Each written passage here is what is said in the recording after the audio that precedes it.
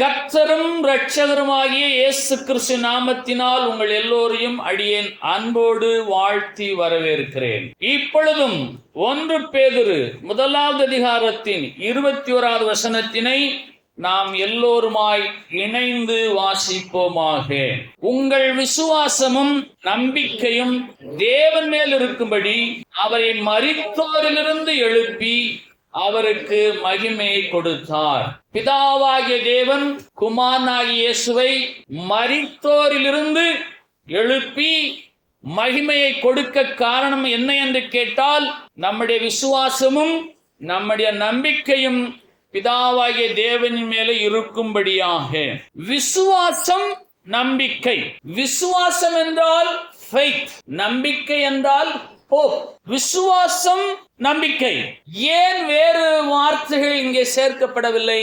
உங்களுடைய அன்பும் உங்களுடைய சந்தோஷமும் தேவனின் மேல் இருக்கும்படிக்கு என்று ஆவியான தெய்வம் எழுதாமல், உங்கள் விசுவாசமும் உங்கள் நம்பிக்கையும் தேவனின் மேல் இருக்கும்படியாக தமது குமாரனாகிய இயேசுவை மரணத்தினின்று எழுப்பி அவரை மகிமைப்படுத்தின தெய்வம். விசுவாசம், நம்பிக்கை, விசுவாச பிள்ளைகள், நம்பிக்கையுடைய பிள்ளைகள். கிறிஸ்தவ மார்க்கம் விசுவாச மார்க்கம். கிறிஸ்தவ மார்க்கம் விசுவாச மார்க்கம். விசுவாசத்தை வர்த்திக்க பண்ணுகிறவர் குமாரனாகிய இயேசு என்று எபிரேயர் 12வது அதிகாரத்தின் 1வது வசனம் சொல்லுகிறது. விசுவாசத்தை துவக்குகிறவரும் விசுவாசத்தை முடிக்கிறவருமாகிய இயேசு கிறிஸ்துவை நோக்கி நமக்கு நியமித்திருக்கிற ஓட்டத்திலே நாம் பொறுமையோடு ஓடக்கடவோம் என்று எழுதப்பட்டிருக்கிறது. ஆகவே விசுவாசம் இல்லாமல் தேவனுக்கு பிரியமாயிருப்பது கூடாத காரியம். விசுவாசமே உலகத்தை ஜெயிக்கிற ஜெயம். நீ விசுவாசித்தால் தேவனுடைய மகிமையை காண்பாய். நீ விசுவாசம் உள்ளவனாய் இரு. உன்னை சொஸ்தமாக்க முடியும் என்று சொல்லி நீ விசுவாசிக்கிறாயா? என்னால் உன்னை சொஸ்தமாக்க முடியும் என்று நீ விசுவாசிக்கிறாயாம். விசுவாசித்தவளே பாக்கியவதி என்று விசுவாசத்தை மையமாக கொண்ட மார்க்கம் கிறிஸ்தவ மார்க்கம். சிலருக்கு விசுவாசம் வளர்ந்து தேயும், ஆனால் அவர்களிலே எப்போதும் இயேசுவை பற்றின நம்பிக்கை இருக்கும். ஆகவே விசுவாசம் என்பது ஃபெய்த் என்றும் நம்பிக்கை என்பது ஹோப் என்றும் சொல்லப்பட்டிருக்கிறது. நம்முடைய நடைமுறை வாழ்க்கையிலே நாம் சொல்ல கேட்டிருக்கிறோம், அது ஒருவேளை எனக்கு வாய்க்கும் என்ற ஒரு ஹோப் எனக்கு இருக்கிறது. நான் எப்படியாகிலும் நல்ல மதிப்பெண் பெறுவேன் என்ற ஹோப் எனக்கு இருக்கிறது. அதுதான் நம்பிக்கை. ஆகவே விசுவாசம் என்றால் இப்பொழுதே அதை நான் பெற்றுக்கொண்டேன் என்று விசுவாசிப்பது. நம்பிக்கை என்று சொன்னால் அது நாளை எனக்கு கிடைக்கும் என்று ஒரு ஹோப்போடு வாழ்வது. ஆகவே விசுவாசம் இல்லாமல் கிறிஸ்தவ மார்க்கம் இல்லை. ஆகவே விசுவாசமும் நம்பிக்கையும் பிதாவாகிய தேவனின் மேல் இருக்கும்படியாய் குமாரனாகிய இயேசுவை பிதாவாகிய தேவன் மரித்தோரிலிருந்து எழுப்பி அவருக்கு மகிமை கொடுத்து விசுவாசத்தை நம்மிலே துவக்குகிறவருமாய் விசுவாசத்தை நம்மிலே முடிக்கிறவருமாய் நமக்கு நிமித்திருக்கிற ஓட்டத்திலே பொறுமையோடு ஓட நமக்கு உதவி செய்கிறவருமாய் காணப்படும்படியாய் இயேசுவை பிதாவாகிய தேவன் மரித்தோரிலிருந்து எழுப்பி இருக்கிறார். அல்லேலூயா. ஆகவே இந்த உலகத்தில் எத்தனையோ மதங்கள் இருக்கிறது. கிறிஸ்தவம் மதம் அல்ல, கிறிஸ்தவம் மார்க்கம். வாழ்க்கை வழியை காட்டக்கூடியது. ஆகாய மார்க்கம், கடல்வழி மார்க்கம், தரைவழி மார்க்கம் என்று சொல்லுகிறதை போல கிறிஸ்தவம் ஒரு வாழ்க்கை முறை, வாழக்கூடிய வழி, வாழும் பாதை, வாழ்க்கை வழியை காட்டக்கூடிய ஒரு மார்க்கம். ஆகவே கிறிஸ்தவ மார்க்கம் விசுவாசத்தை மையமாக கொண்டதாக இருக்கிறபடியினாலே, நம்பிக்கையை சார்ந்ததா இருக்கிறபடியினாலே குமாரனாகிய இயேசுவை கொண்டு பிதாவாகிய தேவன் நம்மிலே விசுவாசத்தை துவக்கிறவரும் முடிக்கிறவரும் இருக்கும்படிக்கு இயேசுவுக்குரிய மகிமை கொடுத்து பிதாவாகிய தேவன் அவரை மரணத்திலிருந்து எழுப்பி இன்றைக்கும் நம்ம மத்தியிலே உலா வருகிற தெய்வமாய் பிதாவாகிய தேவன் வைத்திருக்கிறார். மரணத்தை ஜெயித்தவர் இயேசு. மரணத்தை ஜெயித்த இயேசு, உயிர்த்தெழுந்த இயேசு, அவர் என்னோடு கூட இருக்கிறார் என்ற விசுவாசத்தை உடையவர்களுக்கு அவர் இருக்கிறவராக இருக்கிறார். ஆகவேதான் 1 பேதுரு 1:21 சொல்லுகிறது, நம்முடைய விசுவாசமும் நம்முடைய நம்பிக்கையும் என்று. ஆகவே கிறிஸ்தவம் மதம் அல்ல, கிறிஸ்தவம் மார்க்கம். இங்கே பூஜைகள் தேவையில்லை, புனஸ்காரங்கள் தேவையில்லை, வேள்விகள் தேவையில்லை, யாகங்கள் தேவையில்லை, ஸ்லோகங்கள் தேவையில்லை, மந்திரங்கள் தேவையில்லை. இங்கே நீங்கள் அவரை விசுவாசித்தால் போதும். கிறிஸ்தவத்துக்கு வெளியே ஆச்சாரங்கள், அனுஷ்டானங்கள், யோகங்கள், ஹோமகுண்டங்கள், தவங்கள், வசியம், மாந்திரிகம் எல்லாமே இருக்கிறது. ஆனால் கிறிஸ்தவத்திலே ஸ்லோகங்கள் கிடையாது என்று சொன்னால், சிலர் பாசிகளை உருட்டிக்கொண்டே இருக்கிறார்களே என்று நீங்கள் கேட்டால், அந்த பாசிகளை அவர்கள் எதற்காக உருட்டுகிறார் என்று சொன்னால், ஒரு முறை அந்த பாசியை முழுவதுமாக அவர் உருட்டிவிட்டார் என்று சொன்னால், அத்தனை முறைகள் அவர்கள் அந்த தெய்வத்தை சோத்தரிக்கிறார்கள் என்ற கணக்கிலே கொள்ளப்படும்படியாகவே தங்கள் கைகளில் எப்போதும் பாசிகளை வைத்துக் கொண்டு உருட்டிக்கொண்டே இருப்பார்கள். அந்த பாசிகளை வைத்தே உருட்டி கொண்டிருப்பதால் விசுவாசம் வந்துவிட்டது என்று சொல்ல முடியாது. விசுவாசம் என்பது ஆவிக்குரிய அனுபவம். உங்களுக்கு இருக்கக்கூடிய விசுவாசம் எனக்கு இல்லாமல் போகலாம், எனக்கு இருக்கக்கூடிய விசுவாசம் உங்களுக்கு இல்லாமல் போகலாம். நாம் ஒவ்வொருவருடைய விசுவாசமும் வெவ்வேறு அளவுகளிலே காணப்படுகிறதா இருக்கிறது. விபத்திலே சிக்கி ஒருவர் மரணத்துக்கு எதுவாக இருக்கிறார். அவர் நல்ல ஒரு விசுவாச வாழ்ந்த மனிதர். ஆனால் இப்போது அவரால் ஜெபிக்க முடியாது. அவருக்காக சபையார் விசுவாசத்தோடு ஜெபிப்பார்கள். கர்த்தருக்கு சித்தமானால் நம்முடைய விசுவாச ஜெபத்தை கேட்டு மரணத்துக்கு எதுவாக இருந்த அவரை குமாரனாகிய இயேசு எழுப்புவார். அதற்கு வல்லமை உள்ளவர். சில நேரங்களிலே நமக்கு விசுவாசம் இருக்காது, ஆனால் நம்மை சார்ந்தவர்கள் விசுவாசத்தோடு ஜெபிப்பார்கள். ஆகவே விசுவாசம் என்பது நமக்கு இல்லாமல் போகிற நேரத்தில் இன்னொருவருக்கு அதிகமாய் இருக்கும்.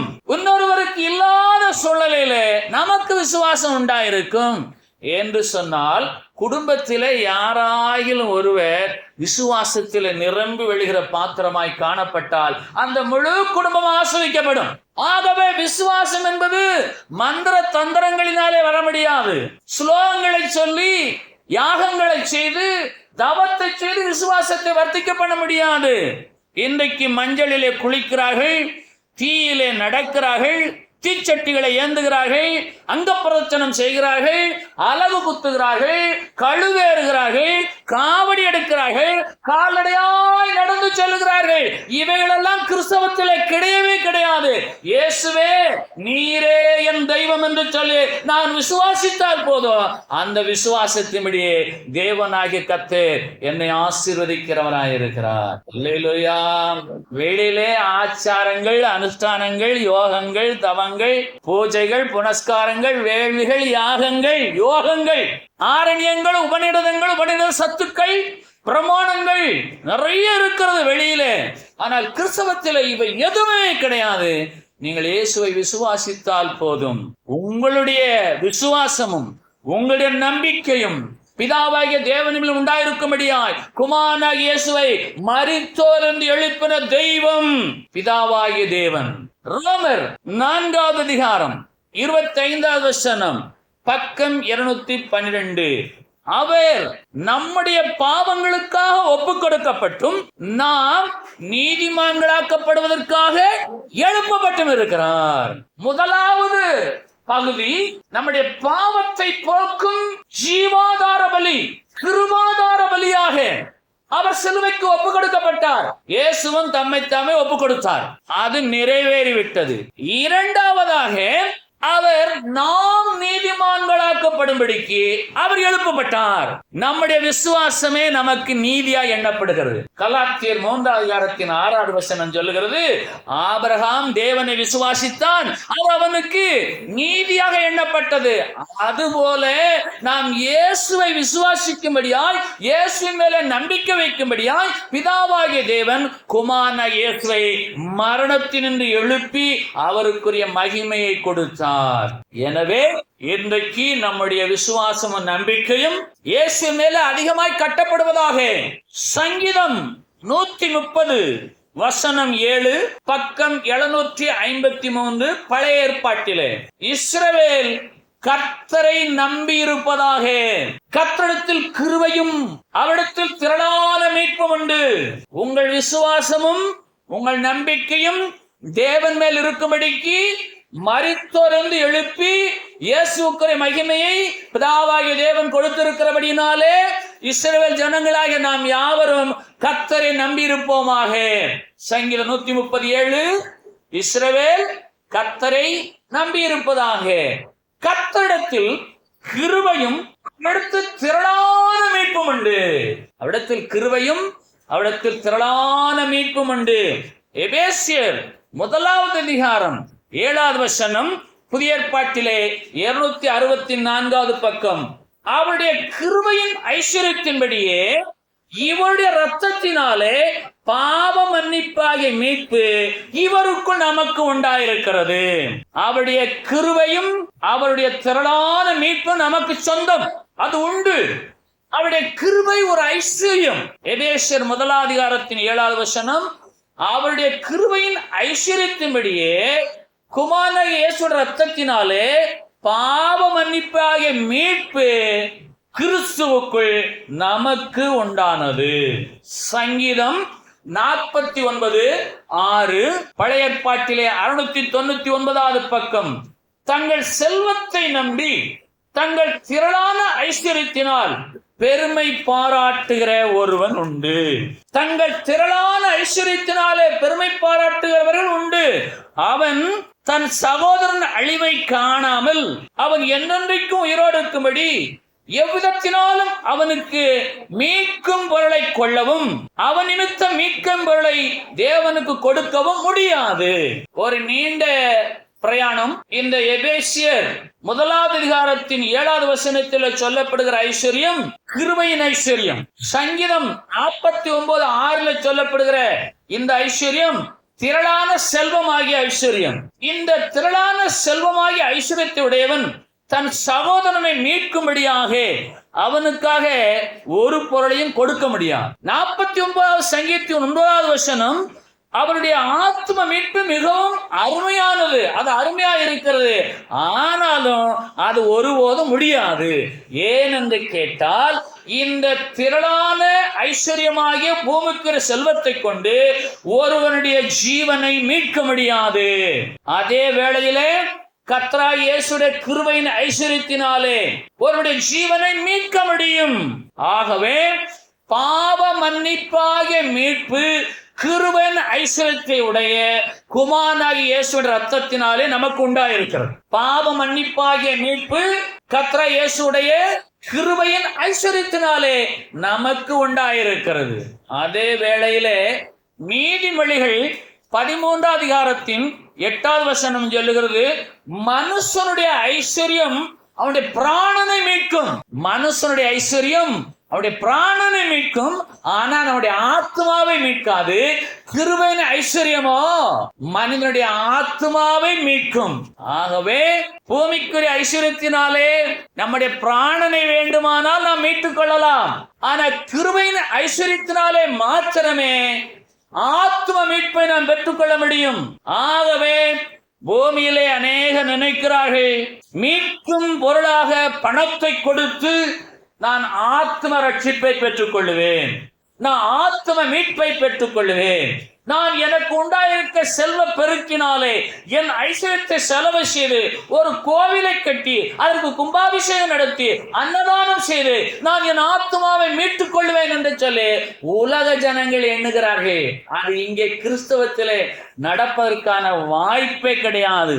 ஆகவே வேதம் சொல்லுகிறது, எபேசியர் 1 அதிகாரத்தின் 7 வசனத்திலே, அவருடைய கிருபையின் ஐஸ்வரியத்தின்படியே இவருடைய இரத்தத்தினாலே பாவ மன்னிப்பாக மீட்பு குமாரனாகிய இயேசுவுக்குள்ளாக நமக்கு உண்டாயிருக்கிறது.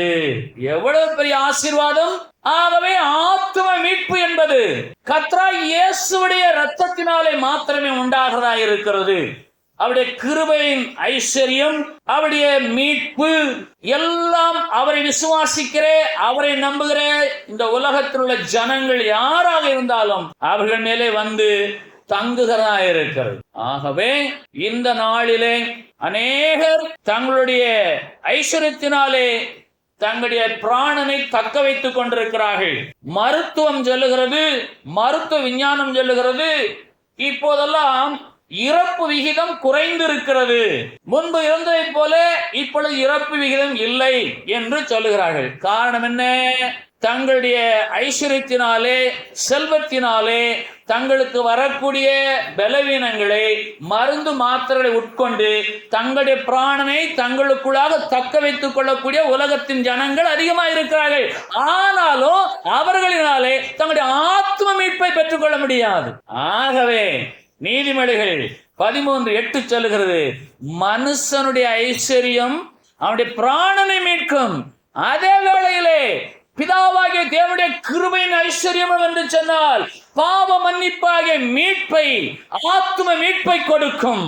சிலர் நினைக்கிறார்கள், பணத்தை செலவு செய்தால் மோட்சம் போய்விடலாம், இந்த பூமிக்குரிய செல்வ பெருக்கத்தை கொண்டு திரளான ஐஸ்வர்யத்தை செலவு செய்து நித்தியத்துக்கு போய்விடலாம் என்று சொல்லி, அப்படி ஒருபோதும் முடியாது என்பதை விளங்கிக் கொள்ளும்படியாய் எபேசியர் 1:7 பிதாவாகிய தேவனுடைய கிருபையின் ஐஸ்வர்யத்தின்படியே குமாரனாகிய இயேசு ரத்தத்தினாலே பாவ மன்னிப்பாக மீட்பு கிறிஸ்துவுக்குள் அவரை விசுவாசிக்கிற யாவருக்கும் உண்டாயிருக்கிறது என்று. அல்லேலூயா. ஆகவே உயிரை தக்க வைத்துக் கொள்ளலாம். மனுஷனுடைய ஐஸ்வர்யம் அவன் பிராணனை மீட்கும் என்று ஆவியான தேவன் பிராணன் என்ற வார்த்தை உபயோகித்திருக்கிறார். நீதிமொழிகள் 13:8 அங்கே ஜீவன் என்ற வார்த்தை எழுதப்படவில்லை. பிராணன் வேறு, ஜீவன் வேறு. மனிதனுடைய சுவாசம் பிராணன், ஜீவன் என்பது ரத்தம். ஆகவே மனிதன் தன்னுடைய சுவாசத்தை தக்க வைத்துக் கொள்ளத்தக்கதாக தன்னுடைய ஐஸ்வர்யத்தை பயன்படுத்தி தன்னுடைய பிராணனை மீட்டு கொஞ்ச காலம் வாழலாம். ஆனால் நித்திய காலமாய் வாழ வேண்டும் என்று சொன்னால் பிதாவாகிய தேவனுடைய ஐஸ்வர்யத்தினாலே கிடைக்கக்கூடிய பாவ மன்னிப்பாகிய மீட்பை நாம் சுதந்திரித்துக் கொள்ள இயேசுவை விசுவாசிப்பதும் அவர் மேல் நம்பிக்கையாய் இருப்பதுமே வழியாய் இருக்கிறபடியினாலே உங்கள் விசுவாசமும் உங்கள் நம்பிக்கையும் பிதாவாகிய தேவன் மேல் இருக்கும்படிக்கு கர்த்தராகிய இயேசுவை மரித்தோர்ந்து எழுப்பி அவருக்குரிய மகிமையை கொடுத்து இன்றைக்கும் நம்மத்தில் உலா வருகிற தெய்வமாய் இயேசு இருக்கிறார். அல்லேலூயா. லூக்கா 24:21 அவரோ இஸ்ரவேலை மீட்டு ரட்சிப்பார் என்று நாங்கள் நம்பியிருந்தோம். இவைகள் சம்பவித்து இன்று 3 நாள் ஆகிறது. எம்மாவூர் என்ற ஊருக்கு பிரயாணமாகிற 2 நபர்கள் எருசலேமில் இருந்து 7 அல்லது 8 மைல் தூரத்தில் இருக்கக்கூடிய எம்மாவு என்ற பட்டணத்துக்கு போகிறவர்கள் இயேசுவை குறித்து பேசிக் கொள்ளுகிறார்கள். இவரோ இஸ்ரவேலை மீட்டு ரட்சிப்பார் என்று நாங்கள் நம்பியிருந்தோம். இவைகள் சம்பவித்து இன்று 3 நாள் ஆகிறது என்று புலம்பிக் கொண்டே நடந்து போய் கொண்டிருந்தார்கள். 1 பேதுரு 1:21 என்ன சொல்லுகிறது? உங்கள் விசுவாசமும் உங்கள் நம்பிக்கையும் தேவன் மேல் இருக்கும்படிக்கு அவரை மரித்தோர்ந்து எழுப்பி அவருக்குரிய மகிமையை கொடுத்தார் என்று சொல்லுகிறது.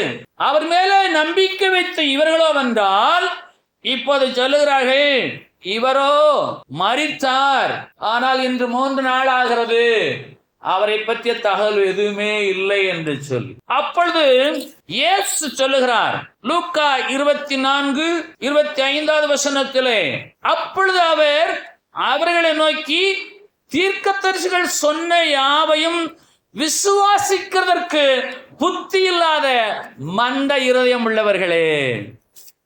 விசுவாசிக்கிறதுக்கு புத்தி இல்லாத மந்த இருதயம் உள்ளவர்கள் யாராகிலும் இருந்தால் இன்றைக்கு விசுவாசிக்கவும் நம்பிக்கவும் குமாரனாகிய இயேசு மரித்தோர்ந்து எழுப்பப்பட்டிருக்கிறார் என்று விசுவாசிக்கிறதற்கு புத்தி இல்லாத மந்த இருதயம் இருந்தால் நீங்கள் விசுவாசிக்கும்படியாக நம்பிக்கை கொள்ளும்படியாக பிதாவாகிய தேவன் குமாரனாகிய இயேசுவை மரித்தோர்ந்து எழுப்பி அவருக்குரிய மகிமையை கொடுத்திருக்கிறார் என்பதை விசுவாசிக்கும்படியாய் 1 பேதுரு 1:21 சொல்லுகிறது.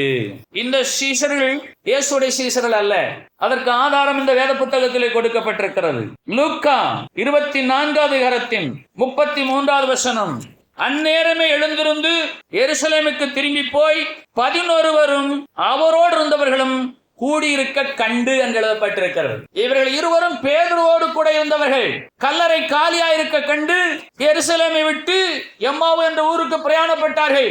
போகிற வழியில இயேசுவை குறித்து சம்பாதித்துக் கொண்டே போகிறார்கள்.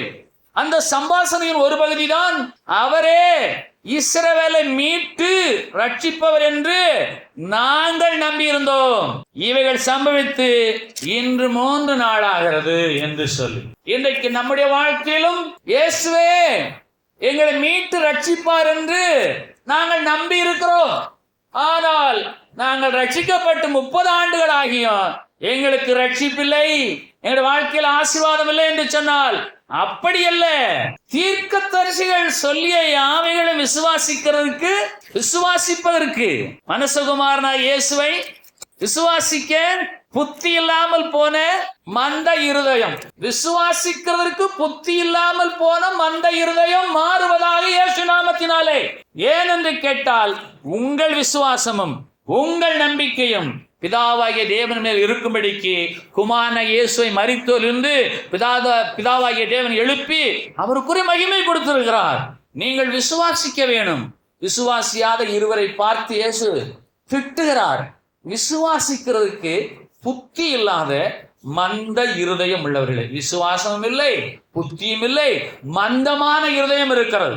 ஆகவே யோபு சொல்லுகிறார், பழைய ஏற்பாட்டிலே 650வது பக்கம், யோபு 19:25, என் மீட்பர் உயிரோடு இருக்கிறார் என்றும் அவர் கடைசி நாளில் பூமியின் மேல் நிற்பார் என்றும் நான் அறிந்திருக்கிறேன். யோபுடைய காலத்திலேயே உயிர்த்தெழுதலை குறித்ததான ஞானத்தை, அறிவை, சிந்தையை பரிசுத்தாவியாகிய தேவன் யோபின் மூலமாய் வெளிப்படுத்துகிறார். என் மீட்பர் உயிரோடு இருக்கிறார், அவர் கடைசி நாளில் பூமியின் மேல் நிற்பார் என்றும் நான் அறிந்திருக்கிறேன். அவர் யார்? என் மீட்பர்.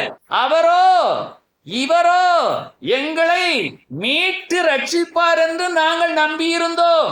இவைகள் சம்பவித்து என்று 3 நாளாகிறது என்று சொல்லி இயேசுவிடத்திலேயே சொன்னார்கள். இயேசு அவர்களை பார்த்து சொல்லுகிறார், மோசே முதலிய சகல தீர்க்கதரிசிகள் எழுதின வேத வாக்கியங்கள் எல்லாவற்றிலும் தம்மை குறித்து சொல்லியவைகளை அவர்களுக்கு விவரித்து காண்பித்தார். 27வது வசனம், லூக்கா 24:27.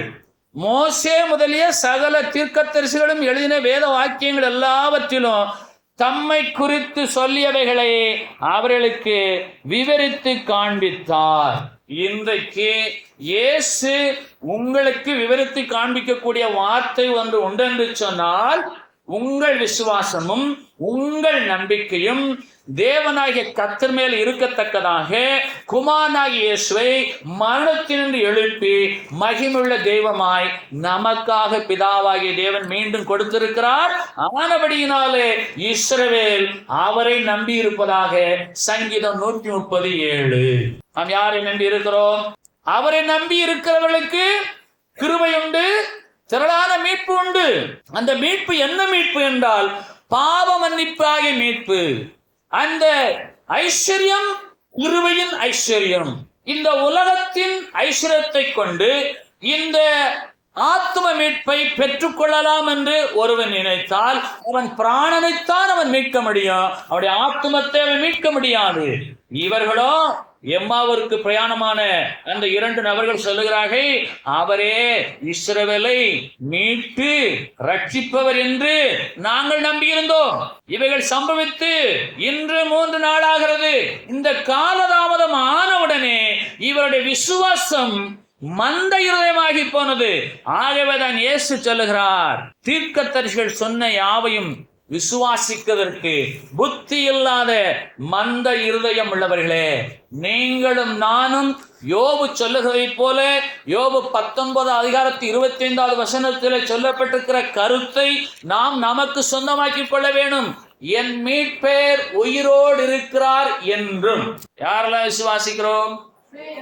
என் மீட்பர் உயிரோடு இருக்கிறார் என்றும் கடைசி நாளில் பூமியின் மேல் நிற்பார் என்றும் நான் அறிந்திருக்கிறேன். காரணம், அவர் உயிர்த்தெழுந்து மகிமையின் தேவனாய் என்னோடு கூட இருக்கிறார். சொல்லாமா? அல்லேலூயா. விசுவாசிக்கிறதுக்கு புத்தி இல்லாத மந்த இருதயம் உண்டாயிருந்தால் உங்களுடைய விசுவாசமும் நம்பிக்கையும் அவரின் மேலே உண்டாவத்தக்கதாக இன்றைக்கு மனம் திரும்ப அழைக்கப்படுகிறோம். ஆகவே இஸ்ரவேல் கர்த்தரை நம்பி இருக்கட்டும். தங்களுக்கு இருக்கிற திரளான செல்வத்தின் ஐஸ்வர்யத்தை நம்பாமல் கிருபையின் ஐஸ்வர்யத்தை நம்பும்படிக்கு கிருபையின் தேவனை நான் நம்புவோமாக, அவரே விசுவாசிப்போமாக. ஏனென்று கேட்டால் இந்த பூமிக்கு திரளான செல்வத்தின் ஐஸ்வர்யம் நம்முடைய பிராணனைத்தான் மீட்கும், நம்முடைய ஆத்துமத்தை மீட்காது. உயிரை வேணா தக்க வைத்துக் கொள்ளலாம் தற்காலிகமாக, ஆனால் அது என்றால் ஒரு நாள் இந்த சரீரத்தை விட்டு புறப்பட்டே போகும். தங்கள் செல்வத்தை நம்பி தங்கள் திரளான ஐஸ்வர்யத்தினால் பெருமை பாராட்டுகிற ஜனங்கள் அநேகர் இருக்கிறார்கள். நீங்களோ கிருபையின் ஐஸ்வர்யத்தை நம்பி கிருபையின் ஐஸ்வர்யத்தை விசுவாசித்து உங்களுடைய ஆத்துமத்தை மீட்டுக் கொள்ளத்தக்கதாய் கடந்து வந்த வேத வசனங்கள் எல்லாம் உங்களுக்கு விளக்கம் காட்டப்படுகிறது. ஆகவேதான் இயேசு சொல்லுகிறார், அவர் மோசே முதலிய சகல தீர்க்கதரிசிகளும் எழுதின வேத வாக்கியங்கள் எல்லாவற்றிலும் தம்மை குறித்து சொல்லியவைகளை அவர்களுக்கு விவரித்து காண்பித்தார். அவர்கள் என்ன சொல்லுகிறார் தெரியுமா?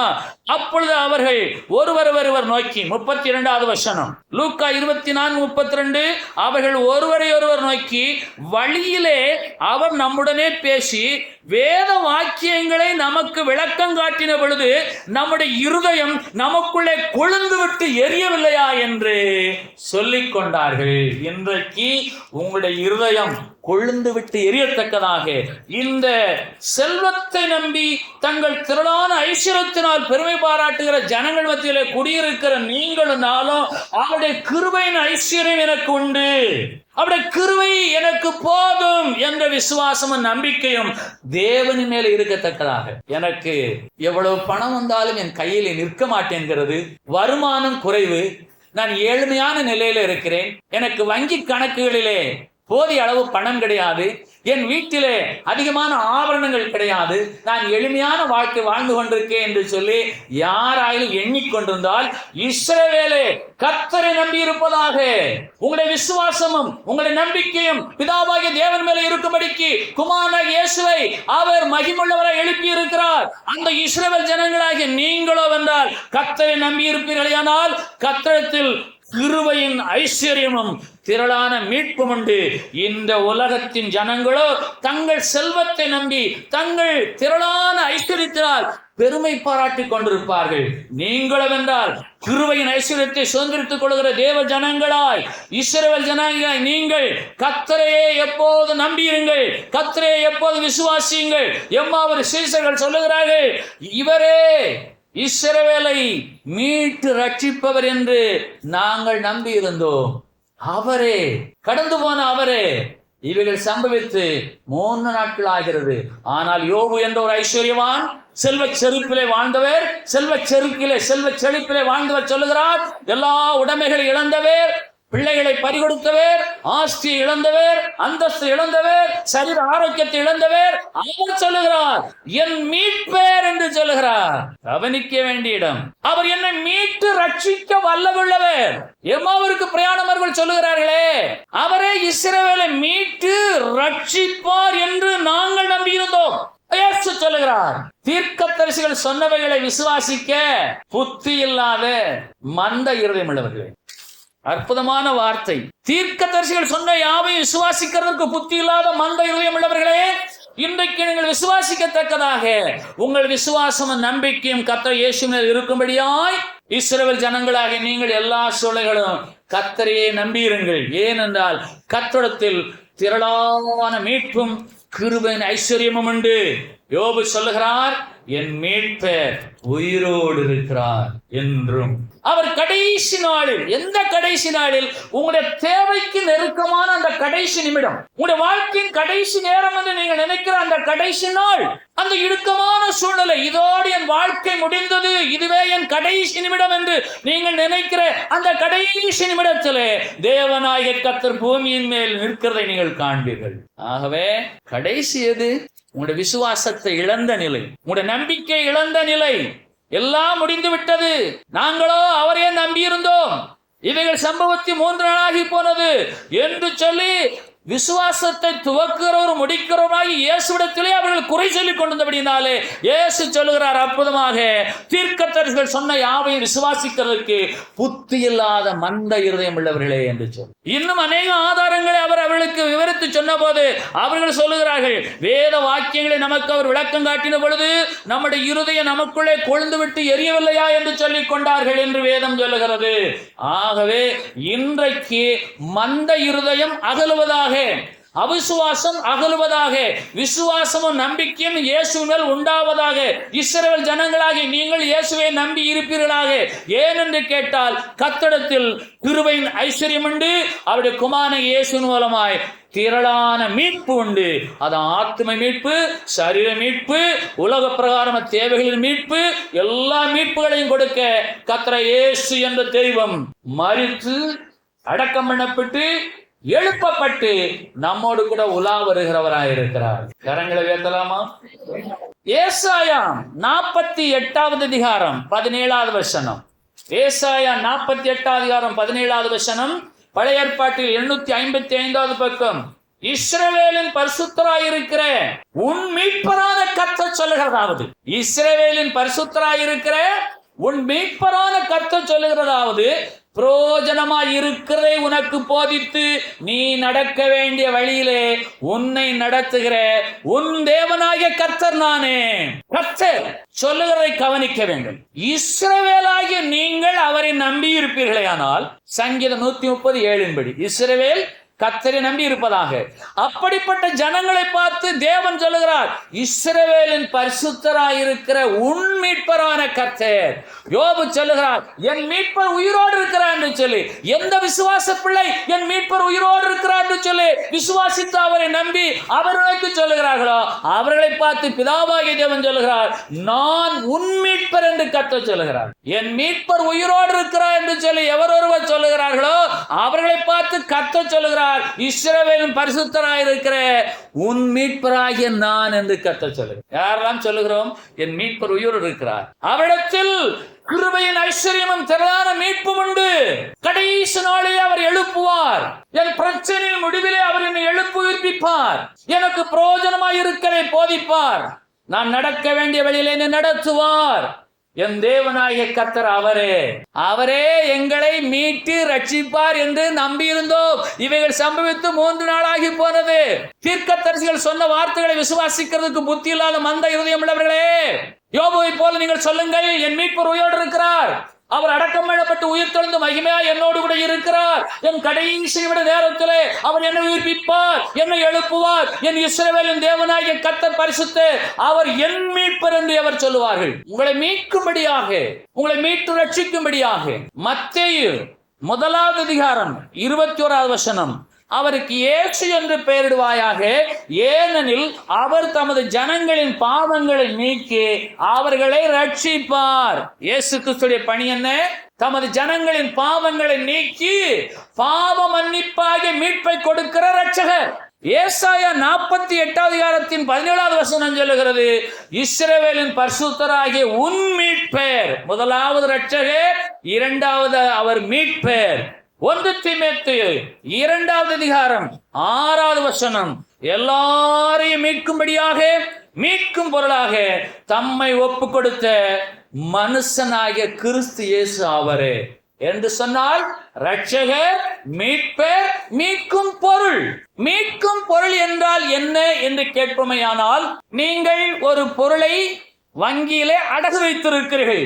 அந்த பொருளுக்கு இணையான பணத்தை கொடுத்து அதை நீங்கள் மீட்க வேண்டும். ரட்சகர் ரட்சித்தார், அவர் இந்த நாளில் நம்ம மீட்டு ரட்சிக்கிறார். நம்மை மீட்டு ரட்சிக்கும்படியாக அவர் மீட்கும் பொருளாக தம்முடைய ஜீவனையே கொடுத்திருக்கிறார் என்று சொல்லி மார்க் 10:45 சொல்லுகிறது. இது ஆங்கிலத்தில் சொல்லும் போது ரட்சகர் என்று சொன்னால் சேவியர், மீட்பர் என்று சொன்னால் ரிடீமர், மீட்கும் பொருள் என்று சொன்னால் ransom. ரட்சகரும் அவரே, மீட்பரும் அவரே, மீட்கும் பொருளும் அவரே. இப்படிப்பட்டவரை நீங்கள் விசுவாசிக்கும்படியாக, அவர் மேல் நம்பிக்கை இருக்கும்படியாக கர்த்தராகிய இயேசுவை பிதாவாகிய தேவன் மரணத்திலிருந்து எழுப்பி மகிமையாய் நமக்கு என்று கொடுத்திருக்கிறார். ஆனபடியினாலே சேவியர், ரெடிமேர், ransom. ரட்சகர், மீட்பர், மீட்கும் பொருள். ஆங்கிலத்திலே சொல்வதாக இருந்தால், I am planning to redeem the land. நான் என்னுடைய நிலத்தை மீட்டுக்கொள்ள தீர்மானித்திருக்கிறேன், ஒரு திட்டம் வைத்திருக்கிறேன்.